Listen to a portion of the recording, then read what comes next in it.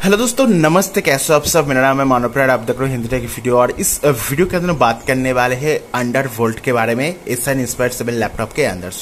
जो SR inspire 7 laptop है दोस्तों, अगर आप इसके अंदर गेमिंग खेलते हो 15 to 20 मिनट, तो आफ्टर 15 मिनट जो लैपटॉप है दोस्तों एसआर इंस्पायर 7 है, थोड़ा बहुत दोस्तों हीट होना शुरू कर देगा, वार्म होना शुरू कर देगा। एज वेल दोस्तों यहाँ पर जो पोर्शन है थोड़ा सा वार्म होना शुरू कर देता है। तो यहाँ पर बहुत से लोगों का डिमांड था कि आज अंडरवोल्ट करके जो प्रॉब्लम है, हीटिंग का प्रॉब्लम है, इसे क्या हम फिक्स कर सकते हैं। तो बेसिकली दोस्तों यहाँ पर इस वीडियो के अंदर हम बात करने वाले हैं क्या अंडरवोल्ट करना सेफ है, क्या इससे वारंटी के अंदर कोई इफेक्ट पड़ता है, एंड क्या आपको अंडरवोल्ट करना चाहिए। सो वीडियो का अंत तक देखिए और इस चैनल को सब्सक्राइब करके घंटे वाला आइकन को दबा के ऑल सेलेक्ट कर देना।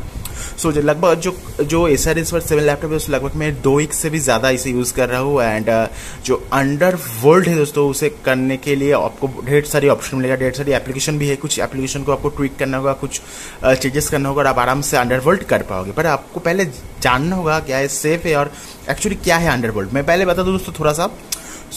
ओवरक्लॉक क्या होता है? मान लेते हैं आपके पास एक 2 GHz का सीपीयू है एंड मान लेते 1 वाट का आपको उसके अंदर पावर देना पड़ता है। अगर आप ओवरक्लॉक करते हो तो 2 GHz का सीपीयू को आप 2.5 GHz में कर दोगे और उसको ज़्यादा वोल्टेज दोगे। इससे क्या होगा, आपका जो परफॉर्मेंस है लैपटॉप का परफॉर्मेंस बेटर हो जाएगा, बट इससे आपको बैटरी के अंदर इफेक्ट पड़ेगा। आपको जो बैटरी लाइफ है वो पूरा बैटरी लाइफ मिलेगा। नंबर 2, आपको ज़्यादा हीटिंग होगा। इसे कहते हैं ओवर क्लॉक। नेक्स्ट क्या है अंडरक्लॉक। अंडरक्लॉक के अंदर क्या करा जाता है, जो 2 GHz का जीपीयू है उसे कमा के 1.5 GHz में करा जाता है और उसका जो वोल्टेज है वो वोल्टेज को भी कम कर दिया जाता है।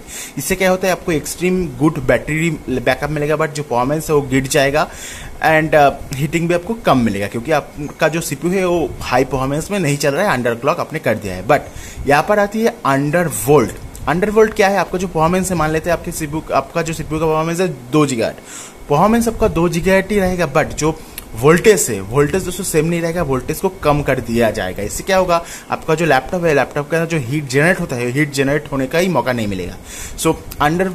अंडरवोल्ट करने से क्या होता है, जो हीट है कम हीट जनरेट होता है एंड आपका जो परफॉर्मेंस है परफॉर्मेंस सेम रहता है। बट यहाँ पर मेन बात आती है दोस्तों एसआर इंस्पायर 7 के अंदर जो अंडरवोल्ट है, इसमें क्या वारंटी के अंदर आती है अंडरवोल्ट, येस और नो। प्रैक्टिकली दोस्तों जो अगर आप अंडरवोल्ट करते हो अपने लैपटॉप को, तो आपका जो वारंटी है दोस्तों, वारंटी के अंदर कोई भी डिफेक्ट नहीं पड़ेगा, मतलब वारंटी आपका खत्म नहीं होगा, आपका लैपटॉप जो है वारंटी के अंदर ही रहेगा। बट यहाँ पर कुछ केस सामने आई है। अगर आप एसआर इंस्पायर 7 को अंडरवोल्ट करते हो तो आपका जो सिस्टम है दोस्तों क्रैश हो सकता है, मतलब जो विंडोज लगाया हुआ है वो दोस्तों क्रैश हो सकता है।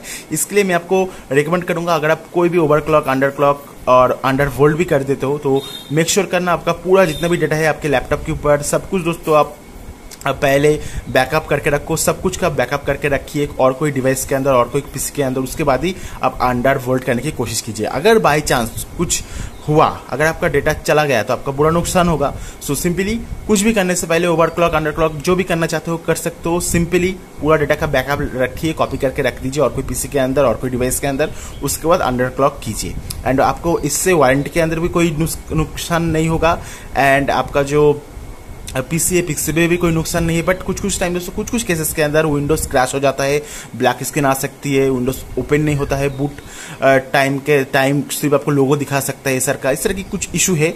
बट आप में से बहुत से लोग अगर अंडरवोल्ट कर चुके हो अपने एसआर इंस्पायर 7 लैपटॉप को, तो जरूर से कमेंट करके बताइए आप अगर आप कोई इशू फेस कर रहे हो और नहीं। मुझे दोस्तों पर्सनली अंडरवोल्ट करने की जरूरत नहीं है, मुझे जो परफॉर्मेंस मिलती है, ऑफकोर्स हीटिंग तो यहाँ पर है ही है, इसके लिए आप चाहो तो कूलपैड को भी यूज कर सकते हो, पर अभी फिलहाल मैं दोस्तों अंडरवोल्ट नहीं करने वाला हूँ। बाकी आप हमें सजेशन दीजिए क्या मुझे पर्सनली अंडरवोल्ट करना चाहिए और नहीं, ठीक है। एनीवे आशा करो दोस्तों वीडियो आपको पसंद आया होगा, सब्सक्राइब करके घंटी वाला आइकन को दबा के ऑल सेलेक्ट कर देना। मिलते हैं नेक्स्ट वीडियो के अंदर। Thank you very much.